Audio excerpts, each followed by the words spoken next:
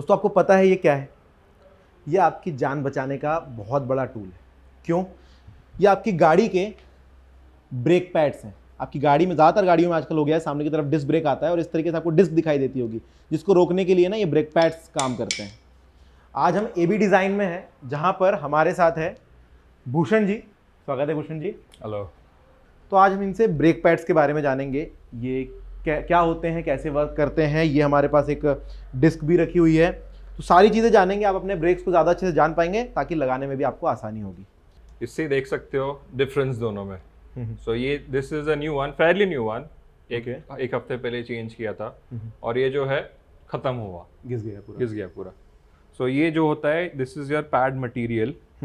ठीक है, जितना आप ब्रेकिंग करते हो ये कम होते जाता है। So this is the thing which sticks to your rotor. This is brake disc, brake rotor जो आप बोलते हो। सो ये जो रहता है टायर के साथ टायर के साथ घूमते रहता है।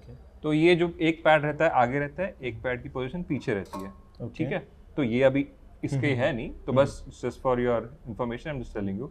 तो ये ऐसे पोजीशन रहता है और यहाँ पे कैलिपर रहता है। जब आप ब्रेक प्रेस करते हो तो जो कैलिपर रहता है वो ये दोनों पैड्स पे प्रेशर डालता है। और उसके वजह से आपका ब्रेकिंग होता है। तो after regular use of brakes ये जो पैड मटेरियल है वो वेयर आउट होके आपकी पैड ऐसी हो जाती है। सो इससे indication of your brake pad getting worn off is the brake fluid, कि ब्रेक फ्लूइड जो रहता है, आपको जितना ब्रेक यूज करते हो उतना फ्लूइड कम होते जाता है। सो बिकॉज ये आपका पैड मटेरियल कम होते जाता है, उतना वो कैलिपर का पिस्टन एक्सटेंड होते जाता है, तो रिजर्वायर में का लेवल कम होते जाता है। तो एक बार ब्रेक पैड्स का ऐसी हालत है तो सीधा रिप्लेस।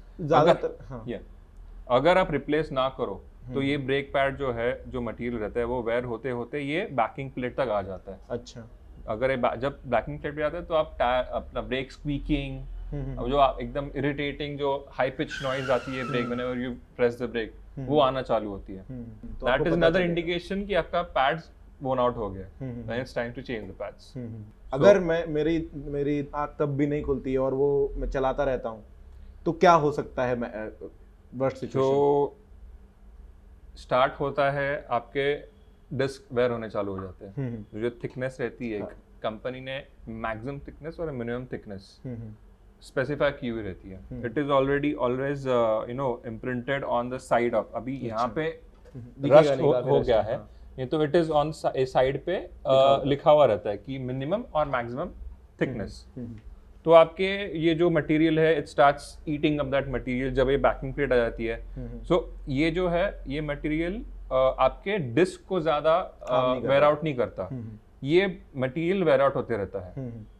इवन द डिस्क थोड़ा पोर्शन होते रहता है, जो आपको जो डस्ट दिखती है रिम्स पे, ब्लैक डस्ट, वो आपके आयरन डस्ट रहती है प्लस ये पैड की डस्ट रहती है।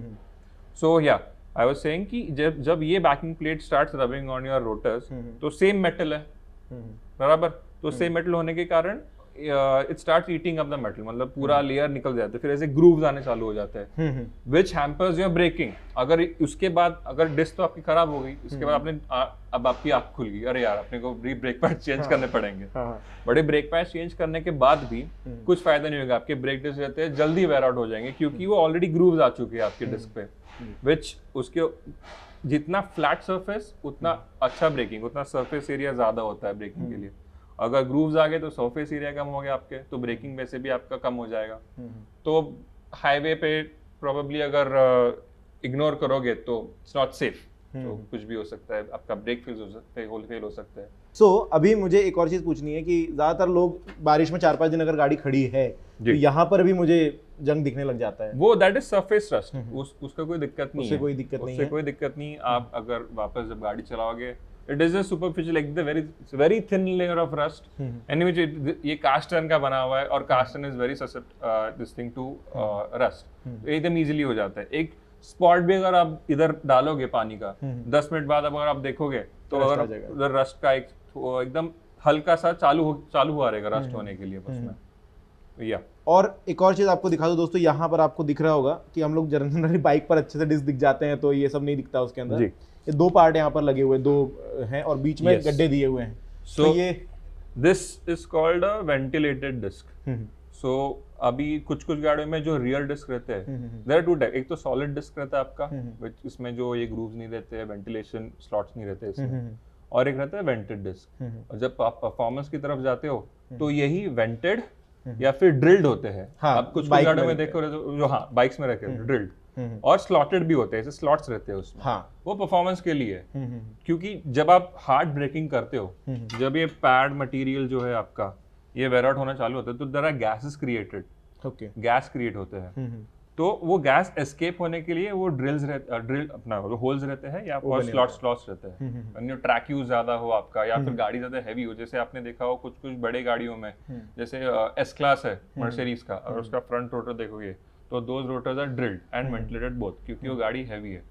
तो जितना आप ज्यादा ब्रेक करते हो उतना ज्यादा हीट जनरेट होता है, तो हीट भी डिसिपेट होनी चाहिए, तो दैट इज व्हाई ये वेंट्स रहते हैं, वेंटिलेशन है। तो यहाँ से जब आप ड्राइव करते हो तो यहाँ से जो हवा रहती है it gets sucked from the centre और यहाँ से बाहर आती है। जैसे आपकी वो सेंट्रीफ्यूगल फोर्स से वो बाहर की तरफ आ जाती है आपकी एयर। बहुत सारे स्पोर्ट्स कार के वीडियोस देखे जिसमें यहाँ से आग निकल रही है, तो इस वजह से क्योंकि अंदर से हवा जा रही है भाई यहाँ से, और फिर वो आप देखे हो rally car, specifically rally car में देखो उनकी डिस्क देखो ग्लो होती रहती है रेड एकदम, that is because of the heat.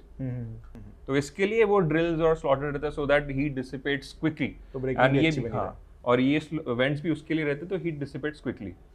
वैसे अब मेरा जो अगला क्वेश्चन है वो इस पर है कि मैंने कई बार देखा गाड़ी धुलवाई है कहीं पर या फिर सर्विस पे दी है, उसके बाद ब्रेकिंग थोड़ी कम लग रही है बिकॉज ऑफ वाटर डिपॉजिट्स। वो थोड़ा पानी या ऐसे कुछ अगर उस पे या ऑयल लेयर अगर जम जाती है उस पे, क्योंकि वॉशिंग के टाइम पे अगर इंजन में वॉश करते हो या फिर फेंडर लाइनिंग वगैरह वॉश जब करते हो तो एनीवेज जब गाड़ी रास्ते पे चलती है तो टार ऑयल ये सब आपके फेंडर लाइनिंग जो व्हील वेल रहता है उसमें चिपक जाता है। और जब वॉशिंग के टाइम में जब वो सब वॉश होता है एंड इफ दैट पर्टिकुलर जो पानी रहता है वो अगर डिस्क पे आ जाता है गलती से भी, तो थोड़ा ऑयल लेयर आ जाती है, तो वो फॉर अ वाइल आपको लगेगा कि वहाँ ब्रेक नहीं लग रहा है, बट जैसे वो पूरा इवेपोरेट हो जाता है फिर निकल जाते हैं लेयर आपके डिस्क और पैड से, फिर आपको प्रॉपर वापस ब्रेकिंग आ जाती है। ओके, तो भूषण जी ये तो हमने ब्रेक पैड्स की बात करी, ज्यादातर गाड़ियों में अभी सामने डिस्क ब्रेक आ रहे हैं जी, लेकिन पीछे की तरफ आते हैं ड्रम ब्रेक्स। मुझे किसी दोस्त ने ऐसा बोला कि भाई ड्रम ब्रेक्स अच्छे हैं क्योंकि इस पर कचरा नहीं आ सकता, धूल नहीं आ सकती, ये क्लोज्ड चैनल है। मैं उसे यही समझा रहा था कि भाई हीट नहीं डिसिपेट होगी वहां से, तो नहीं निकलेगा। तो बहुत सारे लोगों को ड्रम पसंद है, बहुत सारे डिस्क, दोनों में से बेटर कौन सा है? जनरली जब ब्रेकिंग की बात आती है ज्यादा करके फ्रंट ब्रेक्स यूज होते हैं, ऑलवेज फ्रंट बायस रहता है ब्रेकिंग में।